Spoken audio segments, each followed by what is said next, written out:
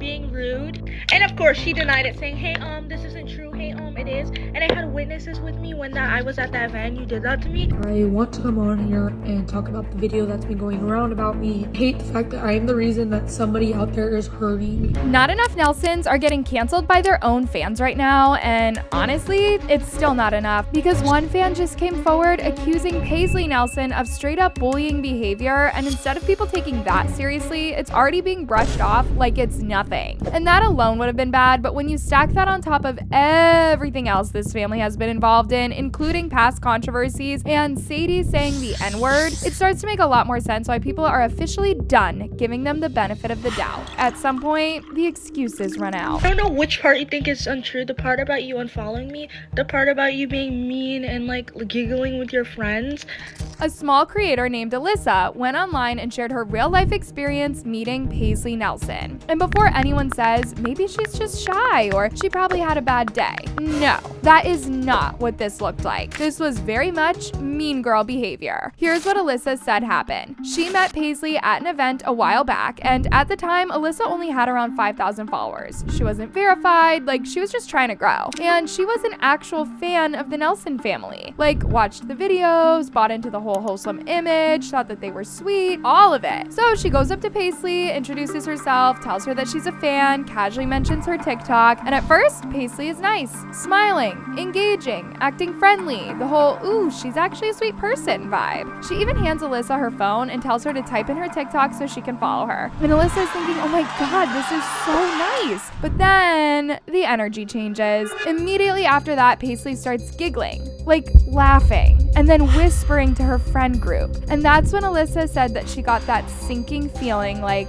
wait, am I being laughed at right now? Later on, when the event is ending and Allysa is about to leave, she goes to say goodbye. Paislee ignores her, like fully. Later into the event, I said bye to her and she completely ignored me, so I said bye again and she literally ignored me. And that was like when I was about to leave, and she like gave like a little mean look. So Allysa leaves, still trying to stay positive. She goes home, she tells her friend about meeting Paislee, opens TikTok to show them the follow, and then that's when she realizes Paislee unfollowed her almost immediately. Allysa said it felt like Paislee only talked to her and followed her because she thought that Allysa had clout. And the second she realized that she didn't, that attitude changed fast. I get home all excited, telling my friend, I'm like, oh my god, then my friend's like, show me. I go to TikTok just to find out that Paislee unfollowed me right after I left the event. Now, once this story started spreading, the comments had a lot to say. One person wrote, Paislee thinks she's better than everyone else just because she's pretty. Another said, guys, I believe her. She looks nice, but you never know influencers. And then there was this comment which really captures the frustration people are having. Okay, can y'all stop saying she's nice or she's really sweet or she was probably in a bad mood? Guys, y'all need to wake up to real life because nobody knows how anybody is off cam besides people that know them. And we, for real, don't know if this happened, but TBH, it prob did because when it happened, she was in her brats era and not so nice. BTW, no hate, I'm just being real. And that's the problem because no one ever asks, what if the smaller creator is telling the truth? And for a family whose entire brand is built on being kind, wholesome, and faith first, that actually matters. Which brings me to this, because speaking of that family, not enough Nelsons, it's not like they haven't been taking L's lately. Let's start with the fantasy. When people first find the not enough Nelsons, it feels like a movie. Literally cheaper by the dozen energy, giant house, endless kids, matching names, matching smiles. Everything is bright, clean, almost too perfect. But that's the word people keep coming back to, perfect. Because this family doesn't just live on camera. They perform. Every moment feels planned. Every reaction feels polished. It's not just, here's our life. It's, here's the version of our family we want you to believe in.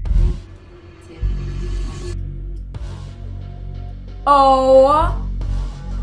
And once you notice that, the magic kind of disappears. Then came the moment that really shook people's trust, and honestly, this is where a lot of viewers started feeling played. Tiffany Nelson went online and announced that they were quitting YouTube. And for a minute there, people genuinely believed her. It sounded like she was finally done with it all. Like maybe she had had enough and wanted her kids to have a more normal life. One that was a little further away from the cameras, the comments, and the constant public scrutiny. One of the largest family vlogging channels just announced that they are quitting. She talked about protecting the kids, privacy, about putting family first. And a lot of viewers bought into that because it felt real. It felt like a line had finally been drawn. As their mom, now looking back, I wish I would have taken a second look at some of those and like placed those guardrails even higher, especially on issues that are just more private to their hearts. But then nothing actually changed. They didn't quit. The content didn't slow down. The kids stayed on camera. The uploads kept it coming, and the channel went on like that announcement never happened. That was the first real crack. Now let's talk about Tiffany herself. She presents as a soft-spoken, loving, faith-driven, and calm woman. But the way she reacts to criticism tells a very different story. When creators Jordan and McKay, who are former Mormons, made videos breaking down the Not Enough Nelson's content, Tiffany didn't reach out privately. She went public and accused them of bullying her children. But viewers who actually watched those videos noticed something important. They weren't attacking the kids, they were criticizing the parents. But if you're using your children to gain money,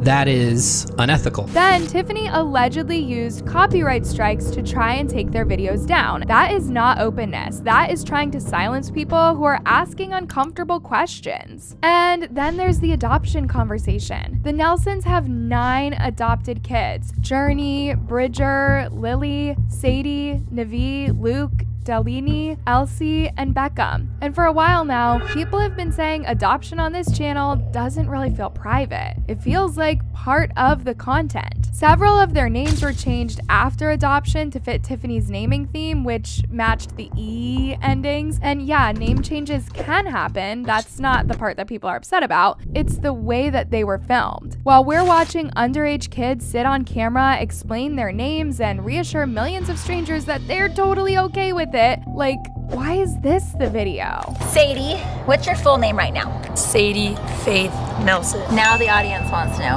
Our cute subscribers out there want to know, what was your name before you were adopted? My name was Kennedy Walker. Kennedy Walker. So Kelly Jean Walker was her name before she was adopted. And now, and forever it will be Elsie Faith Nelson. yes. All right. And it doesn't even stop there. Multiple Nelson kids have had their medical trauma, accidents, and emotional breakdowns filmed, turned into titles, slapped on thumbnails, and uploaded for millions to watch. So when Tiffany says privacy was the priority, I have to ask, when exactly? Because the cameras never really left. No.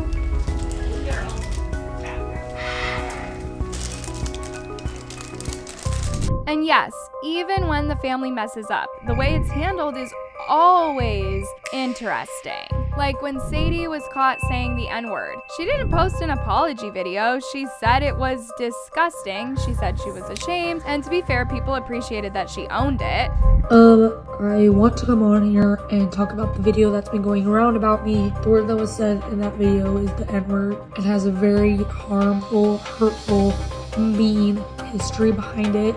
It is something that should never, ever be said. But at the same time, the whole situation moved on really fast. So when a smaller creator like Allysa speaks up and says, hey, this wasn't nice, it felt like bullying. People aren't just reacting to one story. They're reacting to a pattern that's been building. And that's why this isn't getting brushed off anymore. Don't be surprised if this ends up being the moment the whole family gets canceled. But I want to know what you guys think. So drop your thoughts in the comments down below, and I'll catch y'all in the next one.